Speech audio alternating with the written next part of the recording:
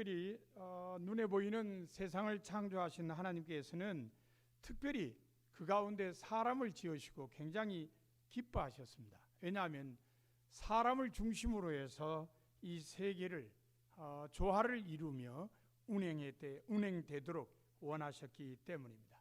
그러나 유감스럽게도 처음 사람은 불순종의 길을 택했습니다. 그래서 하나님의 명령을 거역함으로 인해서 에덴 동산에서 추방당하는 심판을 받게 되었습니다. 그러나 하나님께서 에덴 동산에서 그들을 추방함으로 모든 게 끝난 건 아니었습니다.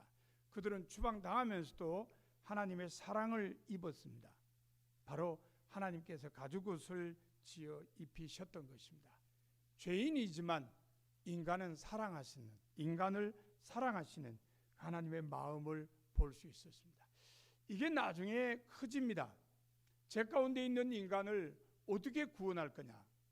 결국 하나님께서는 한 사람을 택해서 그 사람을 통해 큰 민족을 이루고 그 민족을 통해서 세상 모든 사람들을 구원하리라, 이렇게 계획을 세우셨습니다. 그렇게 해서 택함 받은 사람이 누구죠? 아브라함이었다는 겁니다. 그래서 이 아브라함이라는 사람이 중요해요. 왜냐하면 개인적으로 중요하다기보다는 그를 통해서 세계 만민을 구원할 이 택함 받은 민족이 세워지기 때문에 아브라함이 대단히 중요하다 하는 걸 우리가 알게 됩니다. 그러면은 우리는 찾아봐야죠. 왜 아브라함이냐? 세상 사람들이 얼마나 많은데 하나님께서 왜 아브라함을 택하셨느냐? 왜 아브라함을 택해서 선민의 조상이 되게 하셨는가? 또 어떻게 아브라함을 통해서 모든 사람이 구원받을 수 있는 통로로 쓰임받게 하셨는가? 오늘 속죄공가에는 세 가지가 나타나 있습니다. 첫 번째로 나타나는 게 뭐죠? 하나님의 부르심에 응답했기 때문이다. 이 하나님의 부르심에 응답한다는 거 대단히 중요합니다. 하나님께서 하란에서 아브라함을 부르셨고 아브라함은 그 하나님의 부르심에 응답을 하셨습니다. 아브라함이 하나님의 부르심을 받은 이 하란은 지금도 터키 중남부에 있습니다.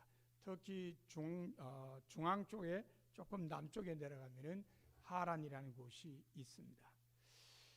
아브라함이 사실 아브라함 때 우르에서 하란으로 옮겼습니다. 그래서 우르가 어디냐?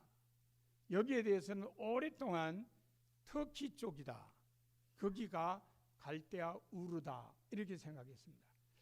근데 요 최근에는 우르가 하란에서 그렇게 멀면은 어떻게 아브라함의 아버지 데라가 식구들하고 그 멀리를 옮겨왔을 수 있느냐?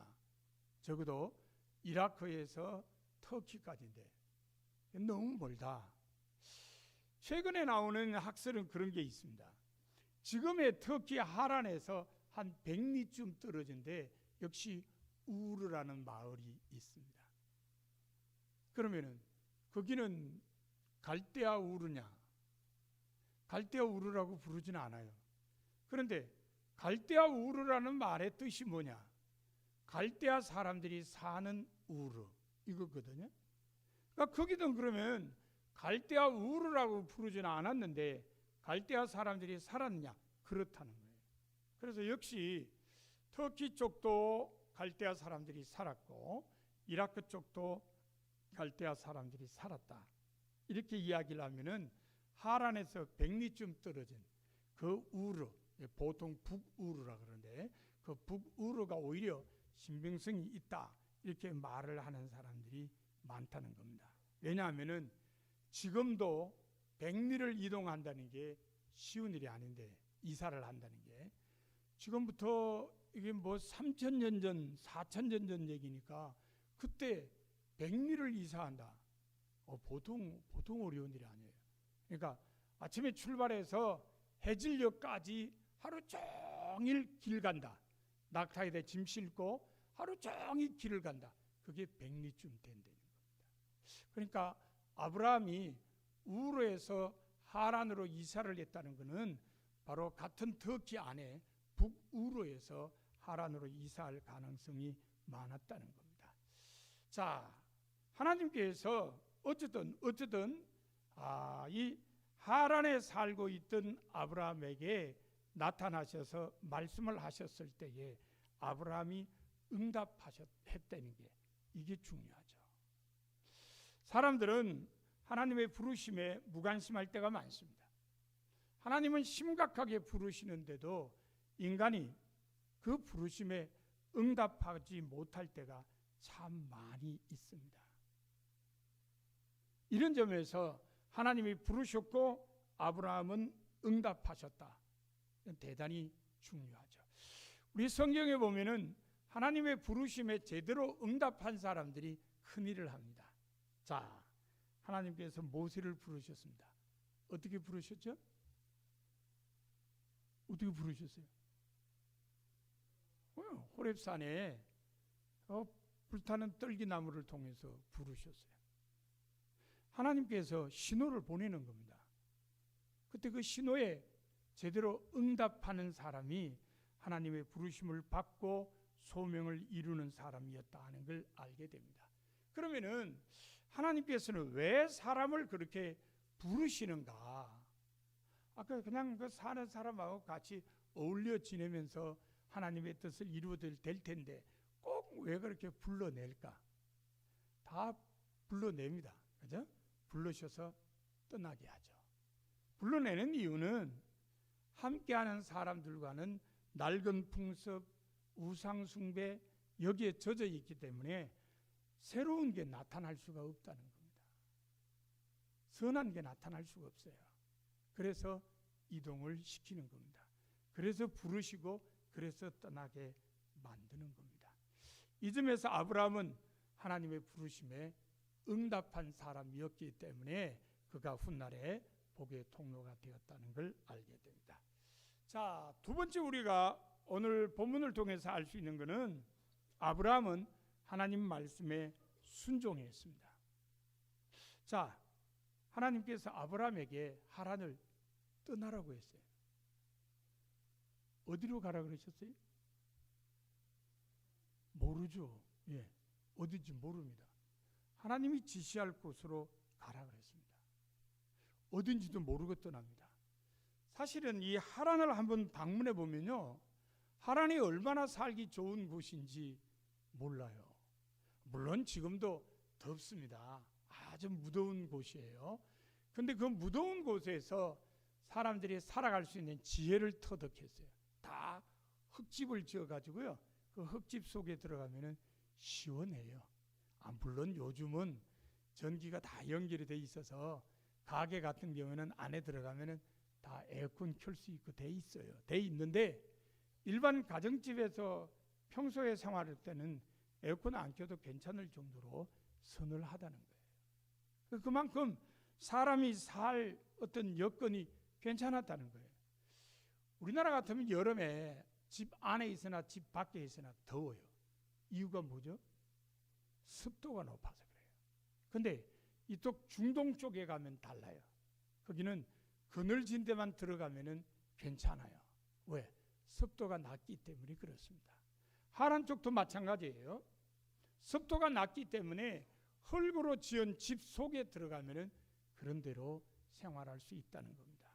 그 다음에 이 하란은요, 굉장히 덜이 넓습니다. 엄청나게 넓어요. 하란 옆에 그 고고학적인 유적이 있는 언덕이 하나 있는데요. 거기 올라가면 사방이 이렇게 보이는데 굉장히 넓은 지역이 덜입니다. 덜인데다가 또 중요한 건 그 중간에 조그마한 강물이 흘러가고 있어요.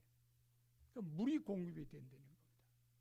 그러니 거기는 먹고 사는 게 걱정이 없어요. 사람들이 배가 고파서 죽는 일이 없는 곳입니다.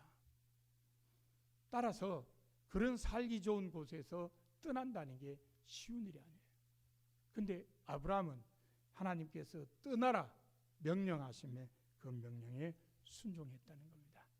이건 여담입니다. 이건 여담이니까 그냥 기억은 하지 마세요.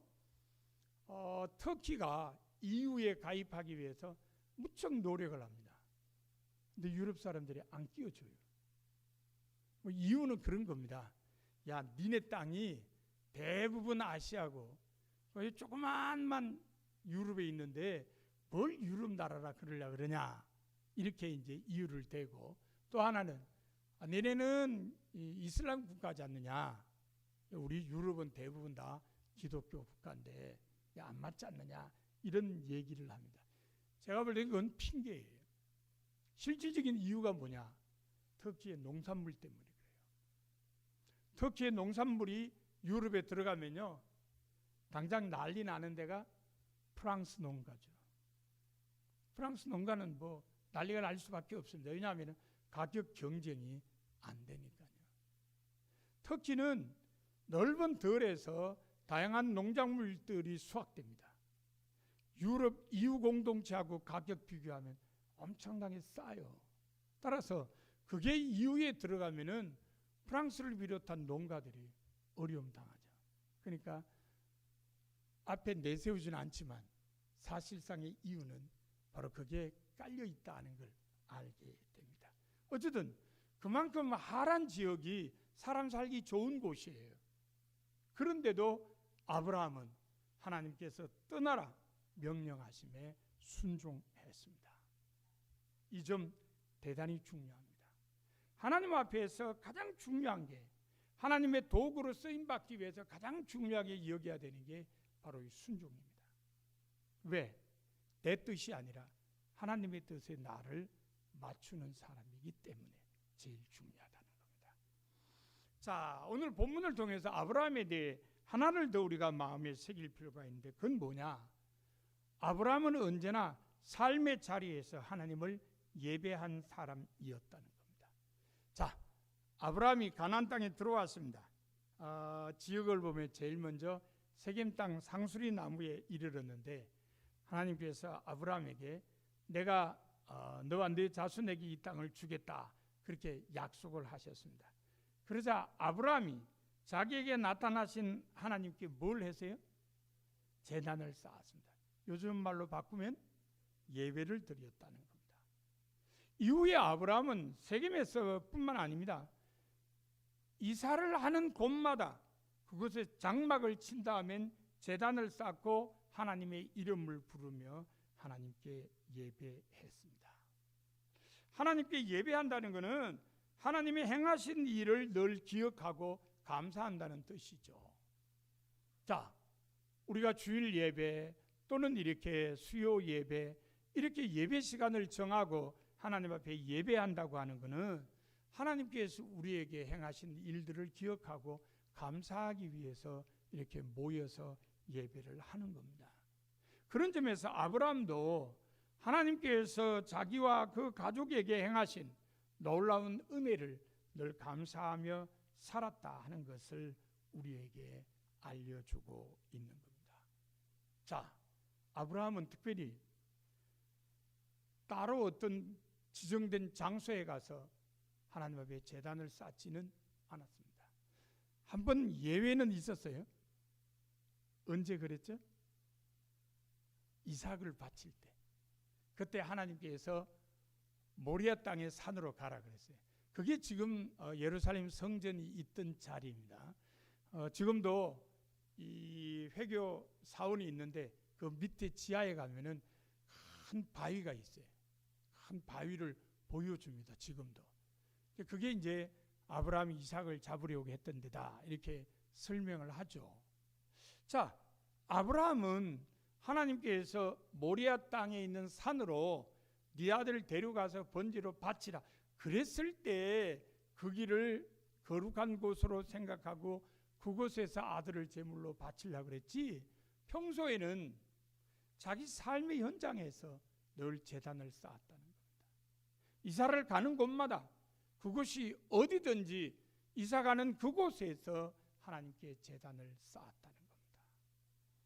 성소가 어디냐?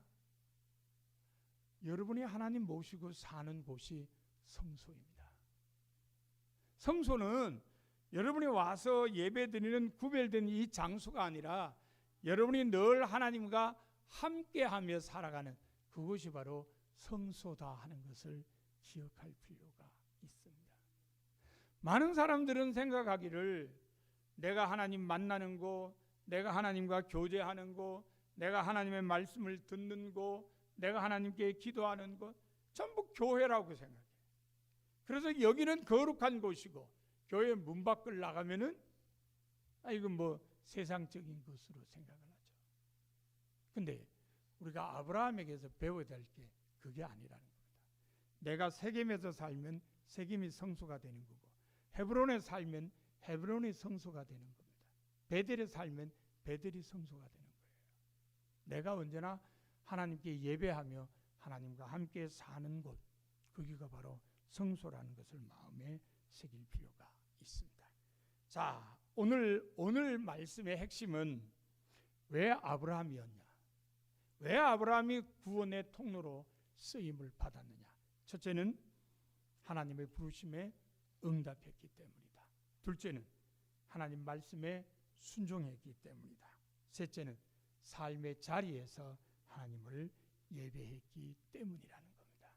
자, 여러분 모두 이 말씀을 마음에 새기셔서 여러분들도 이 땅 사시면서 복의 통로로서의 역할을 잘 감당하면서 사는 성도가 다 되시기를 바랍니다.